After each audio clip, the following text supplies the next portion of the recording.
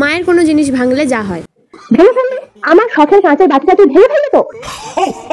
নেহাত তুই খাচ্ছিস তাই তোর আর কিছু বললাম না, একবার খেয়ে ওঠ, তারপর তোর দেখাচ্ছি মজা। আমি এক্ষুনি আসছি, আবার দাঁড়া। এখন খাওয়া শেষ হলো না? কিসের আজকে তুই এত খাচ্ছিস? তোর খাওয়া শেষ হচ্ছে না? ঠিক আছে তুই খা, আমি আবার আসছি। কি করে ভেঙেছিস বল? তোর কি আজকে খাওয়া শেষ হচ্ছে না?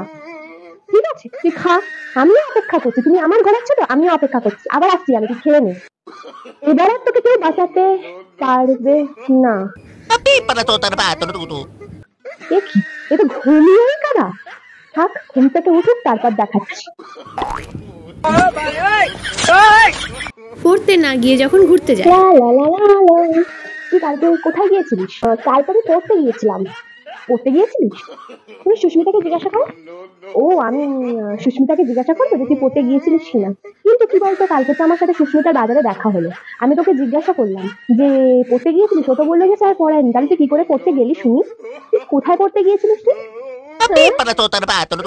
আজকের থেকে তোর পড়ার যেখানে যেখানে পড়া আছে সব জায়গায় আমি তোর সাথে যাবো।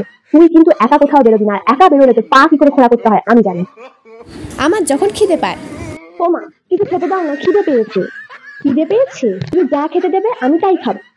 আজকে সকালবেলা আমি সোয়াবিনের তরকারি করেছি, কষা কষা করে। মুড়ি আর সোয়াবিনের তরকারি মাখিয়ে তুই খাবি? না, ওটা খাবো না। ম্যাগি বানিয়ে দিই, ম্যাগি খা। না, ওটাও খাবো না। সেটাও খাবি না? চাউমিন বানিয়ে দিই, চাউমিন খা। না, খাবো না। রুটি আর আলু ভাজা বানিয়ে দেবো, রুটি আর আলু ভাজা খাবি কি? খাবো না। ভালো করে ঝাল ঝাল করে শসা পেঁয়াজ কুচে মশলা মুড়ি বানিয়ে দিই, মশলা মুড়ি খাবি? না, ওটাও খাবো না।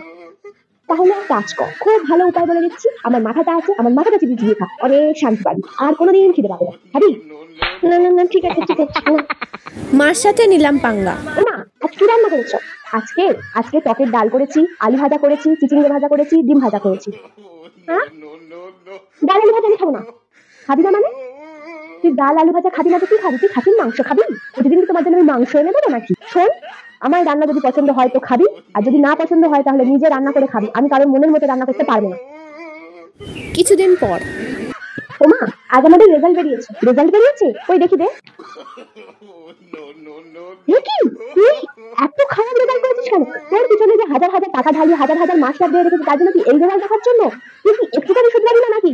শোনো মা, আমি কারোর মনের মতো পরীক্ষা দিতে পারবো না। আমার যেটুকু দরকার ছিল আমি সেটুকু পরীক্ষা দিয়েছি, সেটুকু নাম্বার পেয়েছি। তোমার যদি মনে হয় তুমি গিয়ে পরীক্ষা দিয়েছো, আমি কারোর মনের মতো পরীক্ষা দিতে পারবো না। না না, তুই কি বললি তুই?